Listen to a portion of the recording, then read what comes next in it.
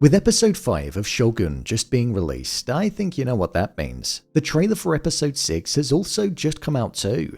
With us officially passing the halfway point of the miniseries, it very much feels like it's all to play for right now, with Toranaga looking to build his army on the east and with Lady Ochiba getting Ishido to command the army on the west and to speed up some kind of attack.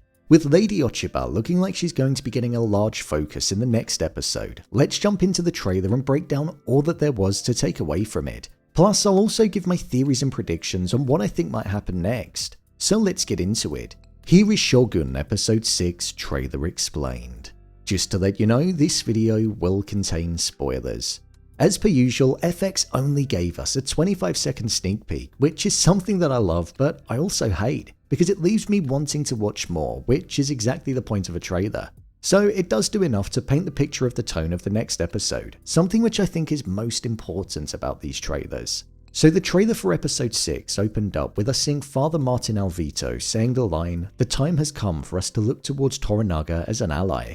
There are a wide selection of people that he could have been saying that to, but I think he may be saying this to Kiyama, one of the regents in the council. He may be advising him that from an outsider's perspective, it looks like the council is in disarray, and that it might be wiser to side with who Alvito thinks is more likely to come out triumphant, which is Toranaga. This is just a thought as of now, but I think that could be the case.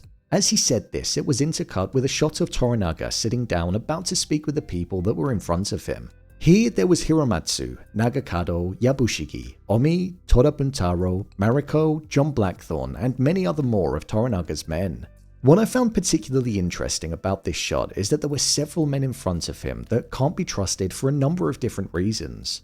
His son Nagakado because he's too emotional and takes things into his own hands looking to prove himself. Yabushiki because he's quite literally been playing Toranaga and is siding with Ishido at the same time, hoping to just jump onto the winning side when the time comes. And also Omi because he has his own intentions in mind. With betrayal being a common theme in the show and it actually being present in the real story of Ieyasu Tokugawa and Ishida Mitsunari, it then makes me question Toda Buntaro's intentions and if his story of how he made it back after fending off all of the men is something that is actually true. Could he have been captured and then been promised that his life would have been spared if he was a spy for Ishido and pledged his loyalty to the other side?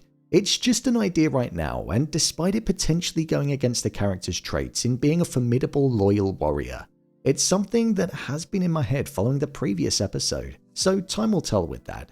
John Blackthorne seems to be the only person that is completely loyal to Toranaga. He saved him, given up his swords for him, and is standing by him even when he's being denied the freedom for his men and for them and himself to be able to go back to England. So it is interesting to see that developing. One thing to note here as well is that John Blackthorne does appear to have his swords back with him. These could be the ones that he gifted to Toranaga and he may have returned them, or Toranaga could have gifted John a different set of swords. I'm going to imagine that this meeting that's also taking place is going to be occurring after the earthquake and landslide happened, where it wiped out part of Toranaga's army and also many of the residents as well. They may be devising what their next steps will be following what happened.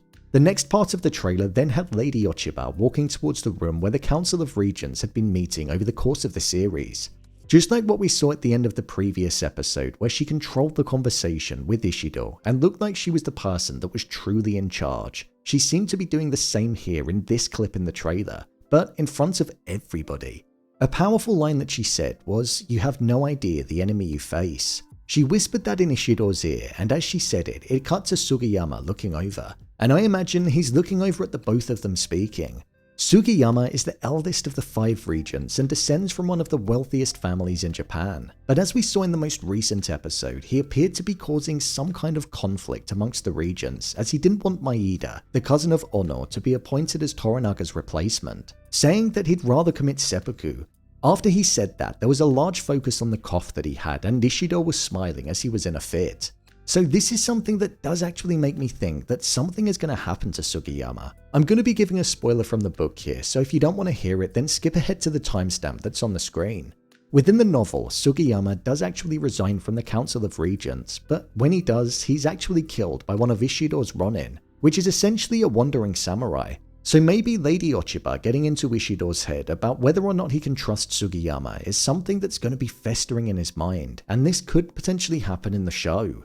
The next section of the trailer was a quick succession of shots, and it looked like it had Lady Ochiba wielding a sword, and she took out the person that was in front of her, showing us that she's most likely somebody that is to be feared and doesn't only carry damage with the words that she passes along. The next part of the trailer was then focused on Mariko, as somebody said to her, "A woman cannot look away when another suffers." This is most likely in reference to what's going on with Toda Buntaro and the abuse that she faces from him, or it could be connected to the more severe feeling that she has about not actually wanting to be there. As we heard in the most recent episode, she wanted to commit seppuku a long time ago due to her father's actions. It also seemed like in the same scene, judging by the lighting and the outfit that Mariko was wearing, she encountered John Blackthorne. And it seems like he's very much still trying his luck, as when they walked past one another, he put his hand out and grabbed a hold of hers. In the most recent episode, she said to him that the only words that they'd speak to one another would come from other people's lips.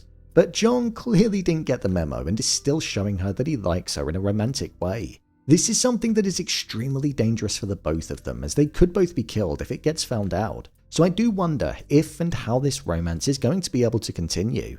The final part of the trailer was a moment that then allowed us to see Toranaga acting like the formidable, feared warrior and leader that he is, as he was delivering a speech to his men that were in front of him.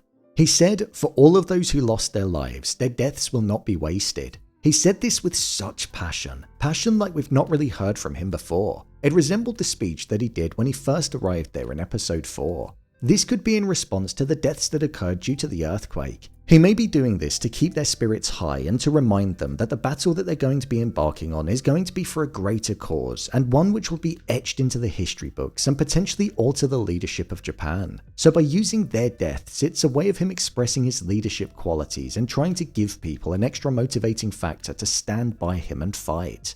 Otherwise, the people that they loved may be considered to have died in vain. Then, after that, the trailer came to an end. The synopsis is Lady Ochiba returns to Osaka in order to accelerate the regent's campaign against Toranaga. In a Jiro, Toranaga tests Mariko's loyalty to his cause. So everything that we saw in the trailer does very much seem aligned to what was also in the synopsis. Lady Ochiba wants Toranaga to be dealt with so that her life and the life of her son can remain intact, and that the threat towards her son not becoming Taiko is alleviated. The only thing that I wonder about is the test that Toranaga is going to put towards Mariko. Is the woman that she's speaking to being put up to it by Toranaga? Or is the alliance that the Catholics want to make with Toranaga something that he feels may cause Mariko to sway due to her being devoted to her religion? And with Toranaga not really caring for it or trusting them, that could potentially give him thoughts about Mariko, so it's going to be interesting to see how it develops from there. It very much feels like what we're doing at the moment is climbing up the mountain towards the peak where the Battle of Sekigahara will hopefully occur. Like Lady Ochiba said, the time for politics has come to an end, so it feels like all of the preparations for war are going to begin and the inevitable bloodbath will occur. So, there you have it, Shogun Episode 6 Trailer Explained. If you want to see more videos on Shogun, then click on the card in the top corner. I've covered every episode so far, and I'll be continuing to do that for the remainder of the series. I've also been delving into the real historical figures that the characters are based on, so if you want to see those videos, then head over to the channel too. As always, thanks for tuning into the video, and I'll see you in the next one.